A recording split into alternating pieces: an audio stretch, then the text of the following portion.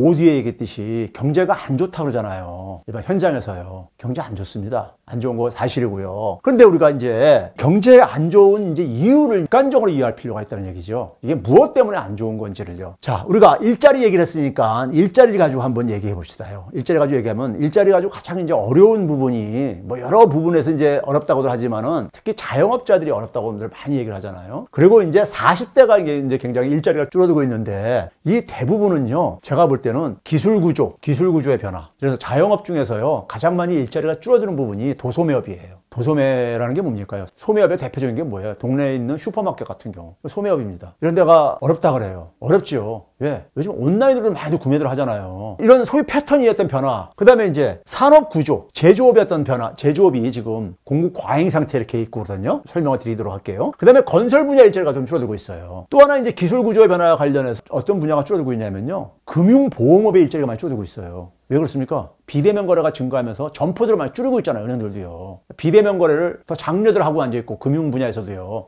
왜? 비용이 적게 드니까 인건비가 안 들어가니까요. 그럼 기술 구조, 소비 패턴의 구조, 산업 구조 이런 변화들. 그 다음에 건설업의 구조 조정 이런 것들이 가는데 이제 구체적으로 하나씩 보여드리도록 할게요. 제조업에서 이제 우리 이제 그 일자리가 많이 줄어드는 게 우리가 계속 지속되고 있죠. 제조업은 우리나라 산업에서 가장 핵심적인 산업이에요. 제조업 빼면 농업, 쉽게 얘기해서 농업을 비롯한 1차 산업하고 농림수산업, 그 다음에 3차 서비스 산업 이건데 3차 산업에 많이 있는 게 자영업 같은 게 3차 산업입니다. 금융 이런 것도 서비스 산업이지만은 이 자영업도 서비스에 속합니다. 그러니까 제조업이 굉장히 중요한데 제조업 우리가 이 상황이 지금 어떠냐면요. 우리나라 제조업의 생산액의 추이입니다. 우리나라는 제조업에 대한 의존도가 굉장히 높은 나라예요. 제가 이제 앞에서 스마트 모빌리티 솔루션에서 서비스가 제조업에 대안 역할을 못했다는 걸 제가 보여준 적이 있었는데 미국 같은 경우조차도요. 미국이 서비스가 가장 발달한 나라라고 우리가 얘기를 합니다. 근데도 그런 나라조차도 제조업에 대안 역할을 못했다고 했는데 한국이야 서비스가 상대적으로 취약한 한국이야 말할 것도 없죠. 근데 제조업의 우리가 핵심 산업인 제조업의 생산액이요. 2011년도에 이게 2011년도입니다. 여기가 2007년도고요. 금융위기 전이죠. 2007년도면요. 금융위기 터지고 나서 성장을 못하다가 금융위기 그 침체에서 잠깐 벗어나면 잠깐 이렇게 올라갔다가 그다음 2011년도부터 어떻습니까? 옆으로 그냥 지나가다 오히려 여기가 언제냐면요. 2016년입니다. 박근혜 정부 마지막 해예요. 2011년은 이명박 정부 때였었잖아요. 이게 박근혜 정부 마지막 해가 2016년입니다. 자, 2011년도에요. 얼마예요? 제조업 생산액이 1,502조 원. 그 2012년에 조금 오르죠. 1,512조 원 정도. 그러니까 얼마 정도 오른 겁니까? 약 9조 원 정도 올라간 거고 그 이후에는 계속 떨어져가지고 2016년에는 여기에 비해가지고 어떻습니까? 한 100조 원 정도 가깝게 떨어졌어요. 성장을 해도 시원찮을 마당에 오히려 후퇴를 했었어요. 그리고 2017년에 이제 문재인 정부가 들었잖아요. 근데 잠깐 이렇게 올라갑니다. 근데 여전히 뭐 보게 되면 과거 이 추세로 이렇게 본다면은 이 추세에 비하면 굉장히 여전히 강한 거죠. 근데 요거는 뭐냐면 이때 잠깐 올라간 이유가 뭐냐면 이게 반도체 특수입니다. 반도체 호황이요. 17, 18년에요. 반도체를 빼면은 계속 제조업은 안 좋은 상태예요. 이때부터 이렇게 글로벌 금융위기 이후부터 계속 진행됐다 이거예요. 제조업의 이제 이 생산액이 이렇게 정체된 이유가요. 우리나라 수출이 굉장히 중요한 나라이잖아요. 수출하고 제조업이 동전의 앞뒷면을 이룹니다. 왜? 우리나라 수출의 주력 산업이 뭐예요? 제조업이잖아요. 삼성전자 수출하는 제품들 뭐예요? 다 제조업 제품이잖아요. 스마트폰부터 반도체 다 제조업 제품이잖아요. 그 다음에 현대자동차, 자동차 제조업 제품이잖아요. 배, 선박만들 다 제조업이잖아요. 제조업이 굉장히 수출하고 밀접한 관련이 있는데 자, 금융위기 이후에요. 수출액 증가율이요. 갑자기 2012년도부터 뚝 떨어집니다. 과거에 그러니까 막 두 자릿수로 이렇게 증가하다가 갑자기 뚝 떨어져요. 이게 이제 금융위기 이후에 전 세계 무역액이 뚝 떨어진 거예요. 금융위기 이전에 비해서 증가율이 한 26% 정도 뚝 떨어져요. 그러니까 우리나라처럼 수출에 의존도가 높은 나라는 직격탄을 맞죠. 그래서 2012년도에 11년도까지만 두 자릿수로 가던 게 제가 2011년 말에 당시에 경향신문에 고정 칼럼을 집필하고 있었는데 12월 5에 제가 잠 못 드는 대한민국에서 수출 의존적인 성장 끝났다 이런 얘기 있었어요. 근데 동료 학자들이 무슨 소리냐 이렇게 잘 나가고 앉아있는 수출 증가율이 19%니까 굉장히 잘 나가는 거잖아요. 근데 그 다음에 뚜껑을 딱 여니까 마이너스로 곤두박질. 제가 점쟁이라서가 아니라 그러면서 한 자릿수로 이렇게 하다가 15, 16년에는 마이너스로 이렇게 됐죠. 그래서 보면 제조업의 매출액 증가율이라는 게 제조업의 성장을 나타내는 지표입니다. 이것도 마찬가지로 뚝 떨어지죠. 14% 증가하다가 4% 뚝 떨어진 다음에 그다음부터 막 이렇게 마이너스 행진하고 앉았잖아요. 대기업의 주력 산업이 제조업인데 대기업의 제조업 성장도 마찬가지로 뚝 떨어진 다음에 자 이렇게 다 마이너스 행진이 지속되잖아요. 글로벌 금융위기 이후에 해운업이 무역의 물동률이 줄어드니까 해운업이 타격받았죠. 한진은 파산하고 그런 거. 또 이제 선박 공급하는 조선업들이 많이 애로사항을 겪게 되죠. STX, 성동조선 이런 중견조선원사를 비롯해서 대우조선해양 다들 그러니까 막 어려움을 겪었죠. 그리고 철강 공급 과잉 문제가 트럼프가 철강 수입 쿼타를 압력을 넣고 우리한테 수출 많이 하지 말라고 미국에다가 그러면서 수출이 안 좋아지면서 제조업이 이렇게 직격탄을 맞아요. 이 2012년부터 이렇게 나타나잖아요. 2011년 됐다가 2012년에 그러니까 잠깐 반짝이렇게 좀 이만큼 올랐다가 그다음부터 계속 내리막길을 갔잖아요. 그 이유인 겁니다. 자, 수출의 부진이 이게 어제 오늘 얘기가 아니라 금융위기 이후에 구조적으로 진행되고 있는 거예요. 세계 제조업이 금융위기 전에는, 자, 이거 봐보세요. 전 세계에서 무역을 제일 많이 하는 나라가 어디겠습니까? 경제 규모가 큰 미국이잖아요. 미국이 세계에서 수입을 제일 많이 하는 나라예요. 미국 사람들이 그러니까 소비액이 제일 많은 나라니까요. 미국이 금융위기 전에는 이 빨간 선으로 쭉 이렇게 갔었던 거예요. 수입액 증가율이요. 금융위기가 터지고 나서 이렇게 쭉 떨어지죠? 이건 뭐 금융위기라는 충격이 왔으니까. 근데 문제는 뭐냐면 시간이 지나면서 되게 경제학에서 이렇게 우리가 다시 원래 상태로 이렇게 우리가 진입한다는 걸로 돼 있어요. 근데 가기는커녕 새로운 추세선이 이렇게 형성되고 있잖아요. 이만큼 정도가 그러니까는 금융위기 이전에 비해서 미국의 수입액이 증가율이요. 그러니까 당연히 미국이 소비를 많이 해줘야지만이 세계 교육액이 증가하게 될 텐데. 두 번째, 교육 많이 하는 나라가 어디입니까? 중국이잖아요. 중국이 경제 규모에서 세계 2위잖아요. 중국이 여기가 지금 몇 년도에 몇 년이면 2013년입니다. 최근까지 보게 되면은 어떻습니까? 수입액이 이렇게 증가하다가 WTO에 가입한 이후에 쭉 이렇게 증가하다가 갑자기 정체를 보이고 있잖아요. 줄어들다 2013년 수준에서 이렇게 가고 있잖아요. 자, 중국은 어떤 나라입니까? 부품이나 소재를 중간재로 수입하다가 조립해가지고 수출해가지고 이렇게 성장을 했던 나라예요. 그런데 왜 이렇게 수입액이 줄어든지 아세요? 세계 성장률이 떨어진 이유도 있지만은 중국의 자급화, 중국이 국내에서 그러니까 부품 소재를 만들겠다 하면서 이제 그러니까 중국 수입액이 이렇게 쭉 떨어진 거예요. 자급화는 앞으로 가면서 더 되지 줄어들 상황이 아니잖아요. 그러니까 중국의 수입액도 그러니까 증가하는 게 또 그러니까 한계가 있다 이거. 미국 같은 경우는 왜 이렇게 됐느냐? 미국은 이 이전에요 주로 가계가 빚을 내 가지고 이걸 소비를 해준 거예요. 그게 터진 게 금융위기였었잖아요. 서브프라임 모기지가 가계부채가 터진 거예요. 그러니까 가계부채 터지고 나니까 그 가계들이 더 이상 빚내서 소비를 못 해주게 되니까 이렇게 수입이 줄어든 거예요. 이런 문제가 미국이나 중국 같은 세계 최대 그러니까 경제 규모 국가가 수입을 옛날처럼 해줄 수 없는 상태가 돼버린 거예요. 그러니 한국이 수출의 직격탄을 맞을 수밖에 없는 거고, 한국의 핵심 산업인 제조업이 수출의 주력 산업인데 직격탄을 맞을 수밖에 없지요. 그래서 이렇게 돼버린 겁니다. 근데 이게 언제부터? 2011년 이후부터 이렇게 진행됐다 이거예요. 지난 10년 동안에. 이 상황 속에서 2017년도에 문재인 정부가 출범을 한 거예요. 그럼 이 상황이 예를 들어서 문재인 정부 들어서 가지고 반도체가 경기가 그러니까 회복세를 보이기 시작해요. 그래서 잠깐 반짝 이렇게 했던 건데 나머지 반도체를 빼고 나서 계산해 보면요 이 추세는 지속되고 있었어요. 왜 그러냐? 그러니까 반도체 착시 효과로 제조업이 살아난 걸로 잠깐 보였던 것뿐이에요. 근데 반도체가 지난해 2018년 하반기부터 거꾸로지니까 다시 수출이 감소하고 경기가 어렵다고 성장률 떨어지고 그게 나타나는 이유가 바로 이거예요. 그럼 이 문제는 바로 뭐예요? 제조업의 공급 과잉 문제에서 제조업의 의존도가 높은 우리나라 한국 경제가 직격탄을 맞을 수밖에 없는 이런 산업 구조적인 문제인 거예요. 그럼 우리는 어떻게 해야 되겠습니까? 제조업 이외의 다른 산업들을 많이 만들어야 되는 거예요. 근데 이 문제는 산업 구조를 바꾸는 문제는 이게 단시간에 해결되는 문제가 아니에요. 역대 정부가 미래 성장 동력 만들겠다고 해서 이명박 정부가 녹색 성장 외치고 박근혜 정부 창조 경제 외치고 그랬는데 못 만들었잖아요. 그러다 보니 계속 이렇게 경제가 안 좋아지게 된 거예요. 자, 이 문제는 산업 구조적인 문제라 이거예요. 이건 문재인 정부의 이게 문제가 아니라 이게 오래된 문제예요, 사실은요. 우리가 우리나라 주력 제조업 산업을 자동차, 조선, 반도체라고 얘기합니다. 조선업은 우리가 무역액이 떨어지면 직격탄을 맞는데 자동차 산업은 어떤지 아세요? 여러분 자동차 수출량을 보시게 되면은 제가 그림으로 딱 보여드릴게요. 이게 자동차 산업협회 자료입니다. 한국 자동차 수출량이요 2012년도에 312만 대 정도로 정점을 찍고 나서 계속 하락해 왔습니다. 한 72만 대가 그러니까 지난해까지 하락했어요. 자동차 수출량이요. 자동차는 굉장히 중요한 산업입니다. 부품 산업까지 관련되고 여기 종사자들이 굉장히 많기 때문에요. 한국의 자동차 생산량 이것도 2015년도에 정점을 찍고요. 어떻습니까? 2019년까지 60만 5천 대가 줄어들었어요. 자, 왜 그러냐? 자동차 산업도 마찬가지로 수출의 직격탄을 맞은 거고요. 자동차 산업 또 이제 뭐에 거된 겁니까? 제가 얘기했죠. 스마트 모빌리티 솔루션에서 자동차 산업은 기본적으로 사업 재편이 이루어지고 있어요. 자, 우리가 기존 완성차 시장이라는 건 뭡니까? 내연기관에 기반을 둔 완성차를 얘기하는 겁니다. 완성차 시장의 포화가 우리가 되게 전기차라든가 이런 친환경차 내지는 차량 공유 서비스를 이렇게 간다고 얘기를 하잖아요. 자동차 산업이. 그럼 기존 내연기관에 기반 둔 기존 완성차 시장을 한 2025년이 되게 되면 포화 상태에 진입할 거라고 세계 자동차 산업계에서 전망을 했었어요. 근데 2018년도에 이미 나타났습니다. 2018년도에요. 전 세계 자동차 판매량이 100만 대가 줄어들었어요.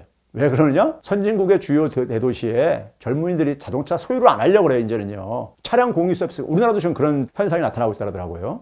차량 공유 서비스를 이용을 하는 것이 훨씬 더 비용도 적게 들고, 대도시는 그다음에 차량 파킹하는 것도 힘들고 그렇잖아요. 이런 이제 사업 재편, 자동차 산업의 사업 재편으로 미국 GM 같은 경우가 2013년도에 이미 사업 재편 방향을 발표했었어요. GM이 우리가 지금 맥을 못 추고 있다는 거, 스마트 모빌리티 솔루션을 보여줬었죠. 근데 얘네들이 뭐냐면 전기차하고 기존 사업은 정리하겠다 이거예요. 이건 별로 이제 수익성이 없으니까 그리고 전기차하고 차량 공유 서비스 사업으로 바꾸겠다고 이렇게 발표를 해요. 2013년도에요. 주주들이 니네들 제대로 수익 못 낸다고 막 압박하니까. 그러고 나서 어떻게 했습니까? 유럽에서 철수하고 호주에서 철수하고 러시아에서 철수하고 동남아에서 철수하고 중국만 놔두고 다 철수하겠다고 이런 식의 입장을 정리합니다. 우리나라 2017년도에 군산에서 한국GM 철수하잖아요. 왜? 예고된 거예요. 한국GM은 유럽의 수출을 위해서 남겨둔 생산기지예요. 국내 소비용이 아니라. 유럽에서 다 매각했는데 자회사들을. 그렇죠? 근데 문제는 뭐냐면 이런 대조업의 충격은 대조업에서는 끝나지 않습니다. 자, 군산에서 한국GM이 철수했어. 그럼 어떻게 됩니까? 제조업 일자리 줄어드는 거죠. 그게 바로 우리가 최근에 나타나는 제조업 일자리 감소 현상이에요. 제조업 일자리가 군산에서 줄어들면 어떻게 됩니까? 거기 뭐 협력업체 관련 사람들도 다 일자리 줄어들고 그러면 어떻게 됩니까? 그 공장 주변에 있는 밥 장사, 술 장사 안 되잖아요. 노동자들이 그러니까 소비를 해줘야 되는데, 그렇죠? 자영업이 폐업합니다. 자영업 폐업하게 되면 자영업이 들어섰던 상가들이 문 닫을 수밖에 없잖아요. 이 상가를 통계청에서 어떻게 하냐면 자영업이 그러니까 사업시설이잖아요. 사업시설 유지관리 임대 서비스업이라는 이런 항목이 있어요. 통계청에서 발표하는 일자리 항목에 보게 되면요. 사업시설 유지가 뭡니까? 건물 유지에 필요한 뭐 청소라든가 관리 이런 거 하는 사람들이요. 경비수고 이런 것들. 그 다음에 임대업 줄어들죠. 통계청에서 발표하는 일자리 봐보세요. 이런 일자리 줄어들어요. 그 다음에 상가 수요가 이제 그럼 감소할 게 아닙니까? 지금 장사가 안 되니까. 빈 상가들이 이제 막 생길 게 아니겠습니까? 그럼 어떻게 되겠어요? 지역 부동산 경기도 안 좋죠. 이게 우리나라 산업단지 주변에서 흔히 목격하는 현상인 거예요. 즉, 왜 그러냐? 제조업에서 일자리가 감소할 때 제조업에 대한 의존도가 굉장히 높다 보니까 제조업에 저는 충격이 나타날 때 이게 사회 전체적으로 충격이 확산되는 거예요. 그래서 제가 제조업 위기는 한국에서는 시스템 리스크다. 경제 시스템 전체를 흔드는 이런 리스크다 이렇게 표현을 해요. 왜? 제조업이 나쁠 때 다른 데가 좀 이제 방어를 해줘야 되는데 우리는 서비스가 굉장히 취약해. 좀 다음에 말씀드리도록 할게요. 서비스가 취약해 구조적으로. 그래서 1차 산업으로 농업으로 나갈 수도 없는 거잖아요. 그런 상황 속에서 전 세계 제조업의 공급 과잉 상태가 진행되면서 언제부터요? 2011년도부터 이게 10년 동안 진행된 거예요. 근데 이명박 박근혜 정부에 대해서 여기서 그러니까 아무 성과를 못 만들어내고 그러다 보니까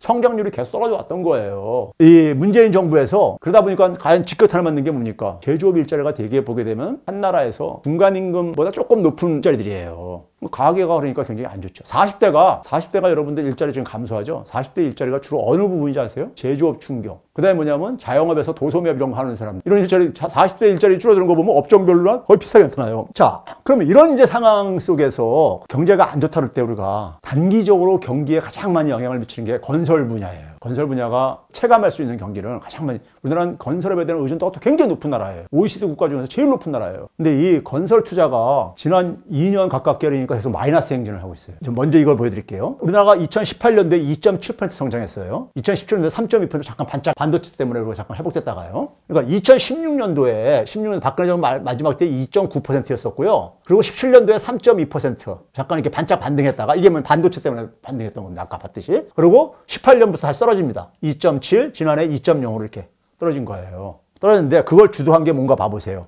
여기 쭉 보시게 되면 건설 투자하고 설비 투자. 건설 투자가 마이너스 0.7, 설비 투자가 마이너스 0.2. 이게 2018년이고요. 2019년에도 마이너스 0.5, 마이너스 0.7. 이게 다 뭡니까? 기업 투자예요. 그래서 야당에서 하는 게 기업들이 투자를 지금 이제 못하고 앉아있다. 이런 식으로 막 공격하는 이유인 거예요. 여기 보시게 되면요. 설비 투자가 이렇게 줄어들고 있죠. 설비 투자가. 계속 줄어들고 있잖아요. 이게 반도체 산업의 결과예요. 반도체 산업은요. 삼성전자가 반도체를 수출을 하게 되면은 뭐가 여러분들 또 덩달아서 수입이 증가하는지 아세요? 반도체를 만들기 위한 장비들이 있어요. 반도체 제조 장비라고. 미국이나 일본에서 수입을 합니다. 그게 같이 연결돼 있어요. 반도체 제조 장비를 수입이 증가하면 기업의 설비 투자에 잡혀요. 다. 설비잖아요. 생산 설비요. 근데 반도체 수출이 줄어들게 되면은 반도체 제조 장비 수입이 줄어들어요. 근데 그게 설비 투자에 잡혀 있어요. 반도체 경기가 꺾이면서 반도체 수출액이 줄어들면서 이 기업의 설비 투자, 즉 반도체 제조 장비 수입이 줄어들면서 나타나는 이 현상이에요. 수출 충격인 거예요. 근데 다행인 게 어떻게 보면 다행이라는 표현이 좀 이제 어폐가 있는데 반도체 산업은요. 고용 창출이 자동차나 조선업에 비해서는 낮아요. 고용 유발 효과가 작아요. 그러니까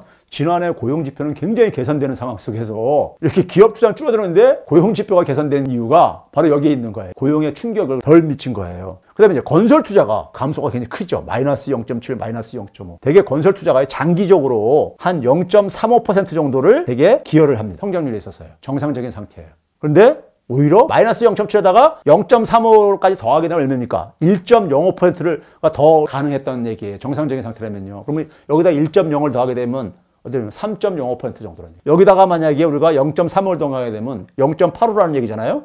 2.85 정도가 가능했다는 얘기. 자, 그러면 이 건설 투자가 왜 이렇게 마이너스가 됐느냐? 박근혜 정부에서 여러분들 첫 해에 2%뿐이 성장률이 안 나와요. 원래 4%를 공약으로 내셨는데, 그래가지고 여러분들 어떻게 했습니까? 2014년 7월 달에 최경환 씨를 경제부총리를 끌어들이면서 소위 우리가 알려진 초이노믹스. 초이노믹스가 뭡니까? 이 부동산 경기 부양. 부동산 시장이 지금 감기에 걸렸다. 뭐 이런 식의 표현하면서 그때 보게 되면 어떻게 했냐면요. 부동산 경기를 부양을 해가지고 부동산 시장 부양하고 건설 경기 부양을 통해서 소위 성장을 끌어올리려고 정책을 완전히 바꾸죠. 그 당시 나왔던 정책 여러분들 보게 되면은 경제부총리로 취임하고 나서 바로 한 게 뭡니까? DTI, LTV, 이건 소득 대비 부채 비율, 이거는 집 가격 대비 대출 비율, 이거 규제를 완화시켜 주시죠. 빚을 더 낼 수 있게 쉽게 얘기하면 허용해 준 거잖아요. 그리고 12월 달에는 분양가 상한제 폐지, 재건축 초과이익 환수제 3년간 유예. 이때부터 3년이면 어떻게 됩니까? 15, 16, 17년이에요. 이 정책이 15, 16, 17년에 이게 작동한 정책이에요. 자, 그 다음에 이제 뭐냐면 재건축에 대한 규제도 풀어주죠. 부동산 시장이 되게 주도하는 게 어딥니까? 재건축 아파트들이잖아요. 강남 재건축 아파트들이요. 거기다 뭡니까? 정부가 이제 한국은행에서 계속해서 이제 금리 내리라 해가지고 금리도 쫙 내리죠. 2.25% 했던 거를 1.5%까지 쫙 내립니다. 돈이 시중에 많이 풀리지. 대출 받기 쉽게 지원해주기 위해서요. 그 결과 어떻게 됐느냐? 부동산 건설 투자액이요. 물가 상승률을 고려한 이게 얼마였냐면요. 장기적으로 지난 10년 동안에 5.4%였었는데 이게 8.2%로 뜁니다. 건설 투자가 엄청 이루어지는 거예요. 그러니까요, 막 집들 짓고 막 그러면서요. 그러니까 한 2.8%포인트나 그러니까 높아진 거예요. 이거의 차이가. 2.8%면 5.4%, 2.8%는 어딥니까? 이거 절반 정도란 얘기잖아요. 5.4% 절반이면 2.7%니까요. 그러니까 쉽게 얘기하면 이겁니다. 아파트를 한 1,000채씩 짓다가 한 1,500개씩 이렇게 지은 거예요. 50% 더 지은 거였다는 얘기는요. 그걸 3년 동안 계속 한 500개씩 더 지어버렸어요. 문제는 이게 수요가 있어야 되는 거잖아요. 그래서 당시에 지방에 막 미분양도 많이 생기고 그랬었어요. 그러니까 17년 지나고 난 다음에 어떻게 생기겠습니까? 미리 잔뜩 지어놨으니까는 더 지을 필요가 없어지죠. 그 주택에 대한 수요는 그러니까 제한되어 있는 건데, 이 건설 투자를 이렇게 하게 되면 당연히 따라오는 게 뭡니까? 가계부채가 증가하죠. 가계부채의 상당 부분이 주택담보대출금이잖아요. 주택을 분양을 지어서 건설해서 분양을 하게 되면은 가계는 은행에서 빚내 가지고 주택을 매입을 할 수밖에 없잖아요. 가계부채가 박근혜 정부 초기에 비해 가지고 그때는 연 14조 원이었는데 이게 연 39조 원으로 이렇게 증가합니다. 거의 3배나 가계부채가 폭증을 해요. 그래서 제가 이걸 가지고 부채주도 성장으로 이렇게 했다는, 빚을 가지고 성장을 이렇게 성장률을 끌어올리기 위해서요. 이렇게 그러니까 많이 3년 동안 때려 지은 것 때문에 어떻게 됐습니까? 당연히요. 17년 이후 이게 당시에요. 이게 어디냐면은 SBS 뉴스에서 2016년 10월 18일자예요. 이렇게 나와요. 두려운 속도의 주택건설 시장, GDP의 절반 넘었다. 1990년대 일본 제어주로 된다. 이런 이제 경고를 막 날리고 그랬었어요. 16년도에. 박근혜 정부에서 그러니까는 이 건설 투자에 대해서 부동산 경기 부양이 너무 위태위태해 보일 정도로 SBS 같은 좀 보수적인 방송에서도 이런 식의 보도가 2016년 10월 달에 이렇게 나왔던. 이게 2017년까지 가고 2018년, 19년 어떻게 됩니까? 건설 투자가 줄어들 수밖에 없죠. 미리 땡겨서 다 지어놨으니까 수요가 없으니까 뒷받침이 안 되니까 그 이전 연도에 비해서 자꾸 줄어들 수밖에 없죠. 이게 구조조정입니다. 이게 한 0.35% 정도 그러니까 성장률을 되게 기여했단 말이에요. 건설 투자 분야가요. 정상적인 상태 속에서는. 근데 문재인 정부 들어서 가지고 0.35%는커녕 마이너스로, 제가 아까 얘기하는 게 여기다가 플러스 0.35까지 더하게 되면은 이게 이 당시에 얼마 정도 가능했다는 겁니까? 2.7다가 한 1%가 더하게 되면 3.7% 정도 됐다는 얘기고, 이 당시에는 한 2.8% 됐다는 얘기예요. 그러니까 이렇게 성장률이 뚝 떨어진 이유가 박근혜 정부 때 후유증인 거야, 이게. 그러니까요. 부동산 정책에. 설비 투자는 뭐예요? 반도체 경기가 꺾이면서 나타난 현상이라 이거예요. 근데 이 부분을 기업을 운영하지 할 수 없게 해가지고 이렇게 된 거다. 이렇게 막 한 거예요. 자, 그럼 다시 이제 우리가 원래대로 돌아가가지고 한번 봐봅시다. 자, 그래서 제가 이제 경기가 안 좋다 이제 우리가 얘기를 하는데, 자, 이 산업구조, 제조업 일자리가 계속 줄어들고 있다고 그래요. 제조업이 지금 공급 과잉 상태 속에서 지금 우리나라 주력 산업들이 조선업, 자동차 산업, 그리고 반도체 같은 경우가 유일하게 남아있는데 경기가 좋았다가 나빠지니까 다시 또 이게 되고. 제조업 중심의 그러니까 산업구조에서 이게 나오는 문제인 거예요. 산업구조를 바꿔야지만 되는, 이거는 해결되는 문제예요. 이거를 문재인 정부가 지금 가고 있는 게 이 혁신성장이죠. 이걸 바꾸겠다고 지금 하는 게 4차 산업 관련해가지고 바꾸겠다는 것이요. 성과가 나오려면 굉장히 시간이 좀 걸릴 수밖에 없어요. 그러니까 산업구조의 문제이고, 아까 얘기했듯이 이런 자영업자 줄어드는 거, 이건 소위 패턴 변화. 그 다음에 우리가 이 건설업 같은 경우는 앞에 정부에 의해서 우리가 과잉 투자됐던 부분에 구조 조정이, 제가 계산해 보면요, 지금도 그러니까는 여전히 더 이제 축소될 수밖에 없어요. 한 분기 정도는 더요. 더 추가될 정도로 이렇게 남아있어요. 아직도 금액이요. 장기 추세선을 가지고 계산을 해볼 수가 있거든요. 문재인 정부도 하도 가다 보니까 건설이 이렇게 2년 연속해서 마이너스 행진하다 보니까 6억을 잠깐 빠지고 그러지요. 문재인 정부조차도. 가능한 대통령이 국민과의 대화에서 건설 경기 부양을 통해서 이거 살리는 이런 거는 안 하겠다 했음에도 불구하고 예타산업 면제라든가 이런 걸 이제 관료들이 흔드는 이유가 이게 계속 마이너스 행진하고 있으니까 그런 거예요. 이게 박근혜 정부의 이게 후유증이라 이거예요. 그러니까 이게 도소매, 건설, 제조 이런 쪽에서 주로 이게 일자리가 자영업도요. 이런 분야에서 주로 일자리가 줄어들고 있어요. 이 일자리 줄어드는 부분에서는 당연히 어렵죠. 여기 종사하시는 분들이요.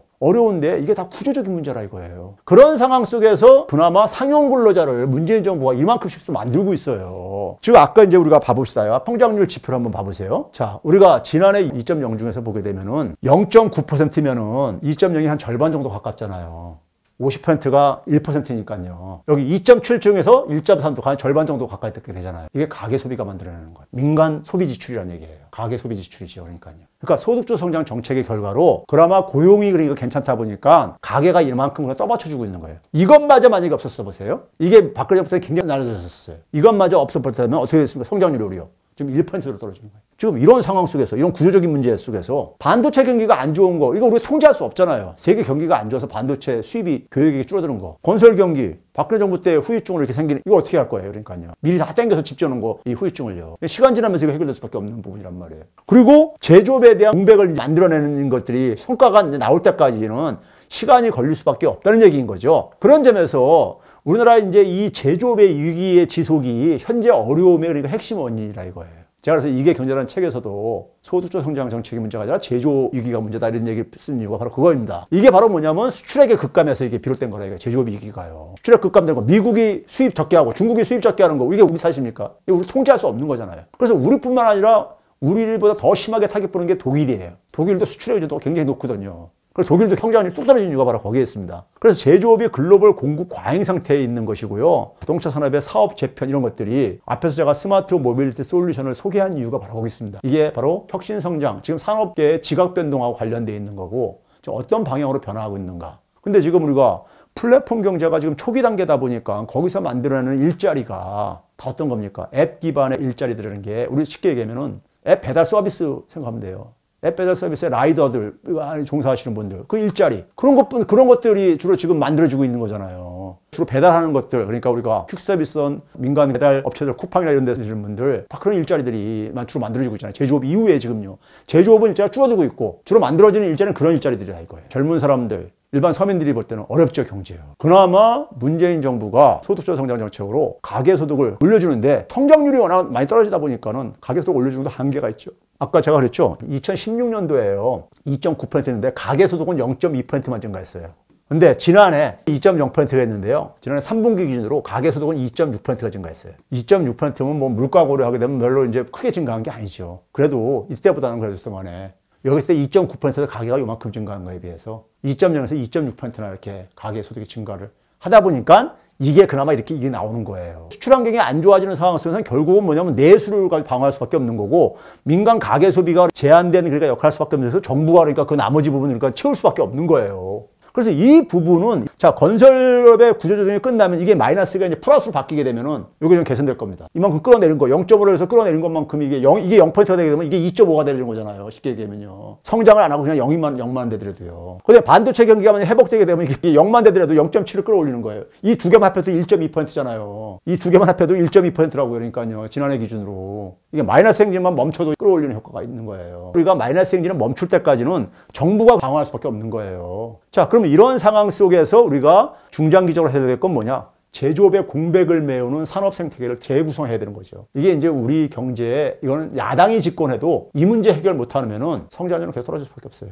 야당 같은 경우는 기업을 중심으로 하다 보니까 기업이요, 여러분들. 기업들 투자 많이 하라고 한데도 물건을 만들어도 수출이 안 되게 되면요. 설비 투자 안 늘어요. 돈이 없어서 투자 안 하는 게 아니라고요. 건설 투자 늘리기 위해서 지금 야당에서 빚을 더 많이 낼 수 있게 정책을 바꾸겠다는데 가계부채가 우리나라 지금 GDP 대비 100%에 지금 육박하고 있어요. 언젠가 터지게 되면요. 경제를 발목을 잡고 우리 건설 경기 부양하겠다고 해가지고 가계부채 계속 이거 증가시킬 수가 있는 거냐고요. 이런 위험한 지금 불장난을 지금 우리가 할 수가 있는 거냐고요. 그것보다는 시간이 걸리더라도 체질을 강화하는 제조 공백을 메워야 되는 산업 구조를 재편하는 것이 가야 될 길인 것이고 이 시간이 걸리는 과정 속에서 정부의 역할과 그다음에 가계가 견뎌줄 수 있도록 그러기 위해서 소득주 성장 정책은 강화가 돼야 된다는 게 바로 그거예요. 수출은 우리가 통제할 수 없는 변수니까. 자, 그래서 이제 경제가 어려운 이유는 바로 이 제조 한 10년 전부터 우리나라 핵심 산업인 제조업의 어려움에서 이게 다 비롯된 것이다. 이 제조업의 어려움이 어제 오늘 얘기가 아니라 이게 그러니까 문재인 정부가 만들어낸 결과냐 이거예요. 이게 문재인 정부 17년도에 출범을 했는데 제조업의 어려움, 조선업의 어려움, 자동차 산업의 어려움 이런 것들은 문재인 정부 이전부터 이미 어려움을 지원했던 거라 이거예요. 이런 상황에 경제가 어렵지 않다는 게 아니라 경제가 어려운데 그게 문재인 정부 소득주 성장 정책과는 전혀 관계가 없다 이거예요. 오히려 그 어려움을 그나마 보완하는데 소득주 성장 정책이 긍정적인 역할을 한 것이고 혁신 성장의 성과가 좀 나오게 되면은 다음 정부에서 아마 그 효과는 볼 가능성이 높은데 꾸준히 그러니까 우리가 정책이 꾸준히 돼야 될 문제인 거라고 저는 생각을 합니다. 경제가 안 좋다는 거, 서민들, 자영업자들 안 좋은 거 사실입니다. 사실인데 그 원인에 대해서는 우리가 좀 정확하게 이해할 필요가 있다는 점에서 이번 강의는 마련을 했습니다. 도움이 되셨으면 좋겠습니다.